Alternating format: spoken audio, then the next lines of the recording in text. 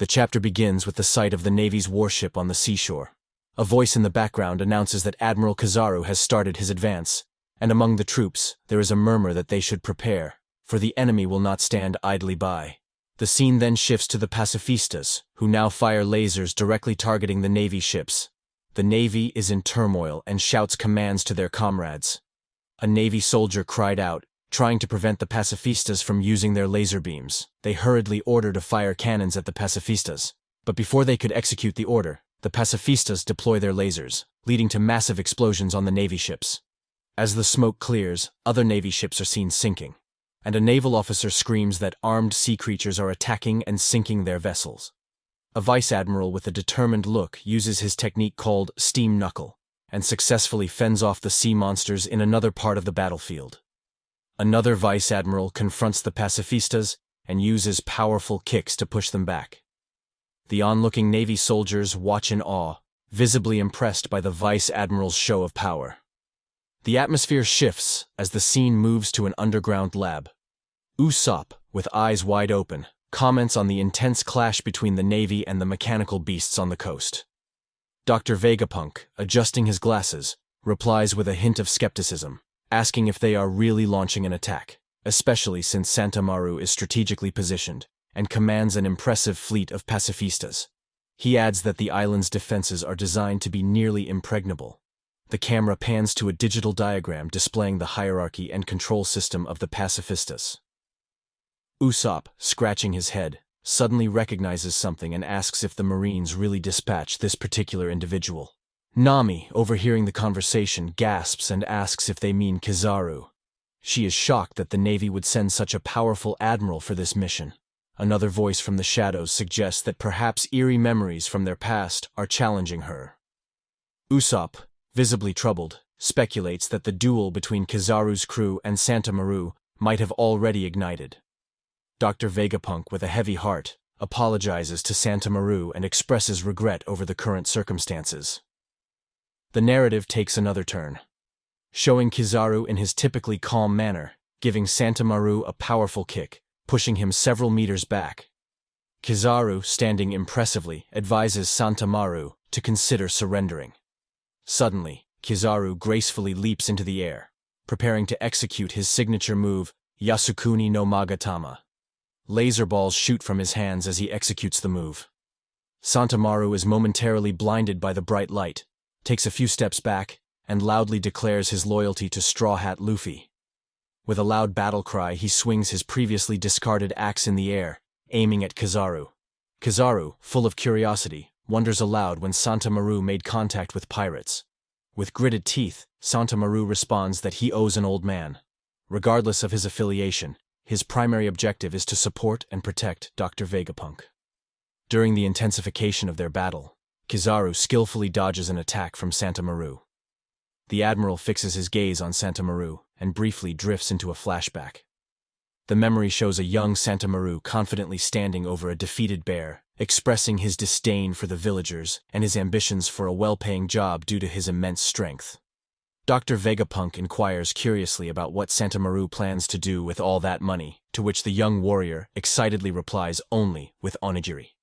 Amused by this recollection, Kizaru laughs heartily, reminiscing about the more innocent days of Santa Maru. The flashback concludes with Dr. Vegapunk offering Santa Maru a position as his personal bodyguard with the promise of a generous salary. Santa Maru addresses Kizaru as uncle and asks him to teach him how to protect Dr. Vegapunk. With a grin, Kizaru responds that he is still young and jokingly advises Santa Maru not to call him uncle. The scene quickly switches back to the present, where Kizaru thoughtfully notes that he has taught Santa Maru everything he knows. In the middle of their conversation, Santa Maru interrupts with a powerful blow, employing the technique sugar palm. Unimpressed, Kizaru comments that his defense is not to be underestimated, a fact he believes Santa Maru is well aware of. With lightning-fast reflexes, Gazzara counters at the speed of light, kicks Santa Maru, and sends him hurtling back to the shore, causing a massive explosion. Santa Maru lies on the ground, defeated and covered in blood. Gazzara pulls out a chip and sends a message to all pacifista units. He announces that the previous commander is unconscious and incapacitated, and authority has now been transferred to him. He then mistakenly issues a change in plans, instructing the sea creatures to defend the Navy instead of attacking them. A Navy commander confirms the successful target switch of the pacifist squadron. The scene shifts to Saturn, who realizes it would be wasted efforts if he had to decide.